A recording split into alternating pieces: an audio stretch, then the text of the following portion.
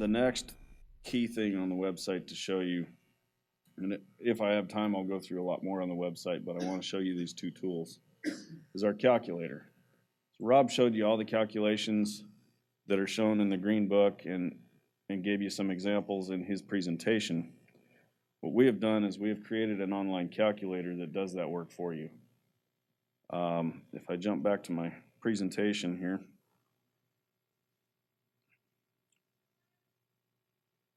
some things you're going to need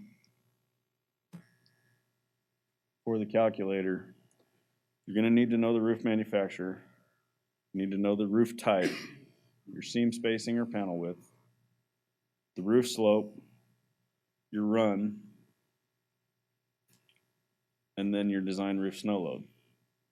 Again, not ground snow, but design roof snow. And from there, the assembly length is not critical to do a calculation, but it's good to know that when you get in there. Does anybody have a profile use the ColorGard calculator? 1, 2. The first thing you're going to need to do is create a profile. I've already created one. Basically, you click the login, and I'm already logged in, and you can create a new profile off to the right here. It's going to ask you some basic information, name, address, company, stuff like that. And the reason for that is the calculator logs every calculation you do. And I'll show you some more of that, but the reason it does is you're working on a project, you get halfway through, you might have 10 roofs that you've got to enter into this one project. You get through 5 of them, it stores that for you. If you come back to it later, you can add more roofs. If it's new construction and the slope changes or the roof changes, you can make those modifications without doing the whole thing all over again. So I'm going to go ahead and log in. Now it asks me, do I want to do a single roof calculation, a multi-roof calculation, or view my existing project list?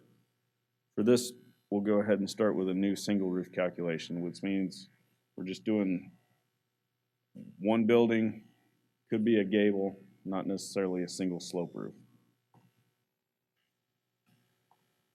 First, it wants to know the project name so you can identify it later.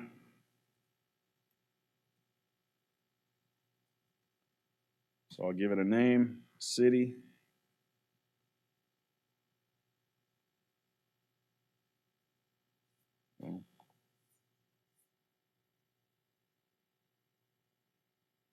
It's all right, we'll just use Missouri. Oh, I did skip one thing there that I always skip over. It was asking, it's not going to let me go back. It was asking if I wanted to do imperial or metric. I always do imperial. The metric is sometimes used primarily in Europe, but that's why it's there. So as we jump into it, it all goes through fairly self-explanatory. The panel width. Somebody give me a panel width that you're commonly using. I'm guessing 16 inches, 19 and a half.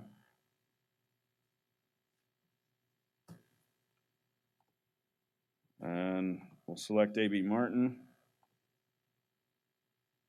I guess the AB seam 19.5. We've tested it in 24 gauge. Again, here it tells me it's the S5U. The seam height. What is that seam height? I plug in the seam height, and what this is going to do is calculate for the snow clip.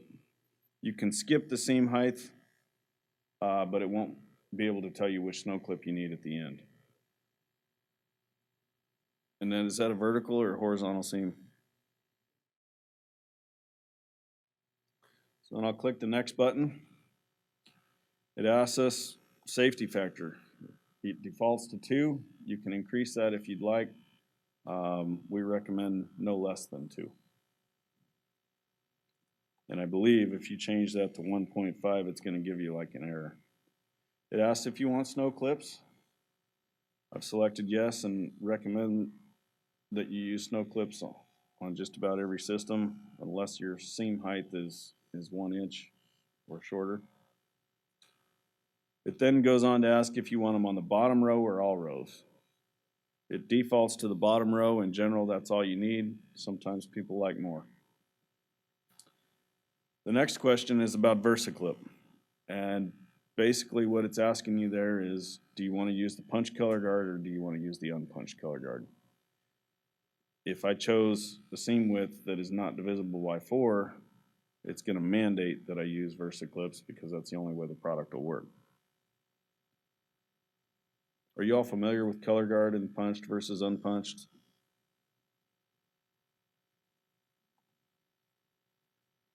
So here's my warning about the safety factor. We do not recommend less than 2.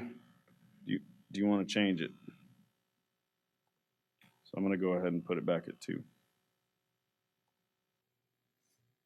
Now we get into the project details. The roof name is primarily so that you can identify, is this a north roof, the south roof, the main roof, the garage roof, so that you have a reference later.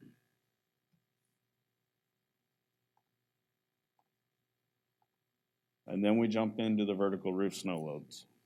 Something I also want to point out while I'm going through this is on just about all of these items, you have a more help option on the right. So if you're stumped, need help with what we're really asking, you can click more help. It'll give you a pop-up with much more information.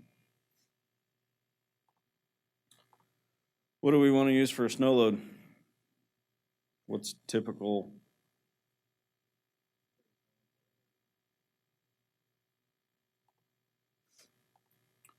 Slope?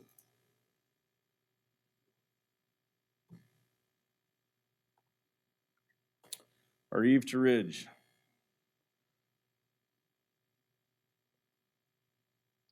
$50 feet? 40?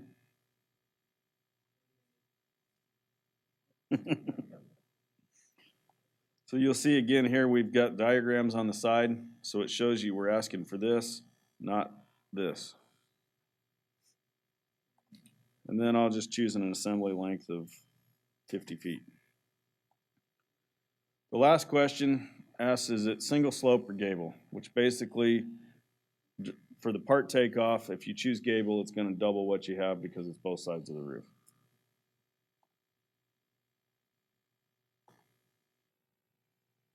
Now we have our calculation. It's going to give all of the information we entered, project name, the name of the roof that we just calculated, my information, and then we get into the calculations. Well, we get into what we entered. 30 PSF, 38 feet, etc. It also notice that if you scroll back up a little, Shawn, there's a calculation ID number there. You see that? Point at it. There you go. So if you have a technical question or you have some difficulty or something, you can call our tech department, give us that calculation number, and we can get on the same page with you and help you through it. Now we get into showing the actual math, which you saw in Rob's presentation, the vertical times the sine, etc. And then it gets us down to what we really want to know. The design vertical force is 586 pounds per panel. Our clamp allowable load is 965 based on our safety factor and our testing, which gives us one row of assembly with a clamp on every seam. We end up with a service load of 586 pounds per clamp. It then takes you into your part takeoff so that you know exactly what you need to order for the project. S5Us, 64, unpunched ColorGard, 14 sticks, 64 VersaClips, and 62 Snow Clip 2s. It then tells you we tested at 115 inch-pounds and the recommended torque for that profile. From this point, I can go back and make changes. If I made an error, you can see this button here, change. I can print it, or I can convert it to a multi-roof project. So if I wanted to add more roof profiles, I wanted to add the garage, and then I wanted to add the deck, whatever, you can add more roof profiles. When I do so, it brings me into this layout. So it shows what I've already done. It shows the first roof, the main roof that I've calculated in a list. And I can choose new roof.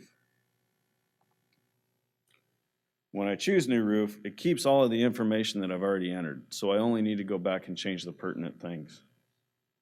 So I can jump over to my roof information and I can name this one to garage. And I can say the slope change to a 6/12 and then hit calculate. So now it gives the next printout. And here I have again the options of print roof, add another roof, change, or I can go to my project summary.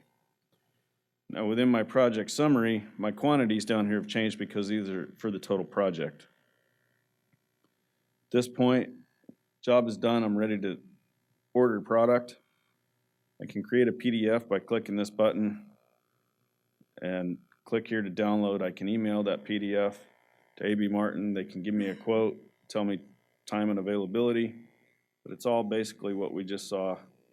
All of the pages in the details on each roof and total project info. Another tool or feature that we offer is certified calculations. Under this program, it basically information that's put into the calculator. If you need to get an engineer stamp, we can do that for you. It's done right here online. It's showing the cost here, $150, and then if you have additional roof profiles, it's $40 for each, $20 for shipping. You click accept and submit.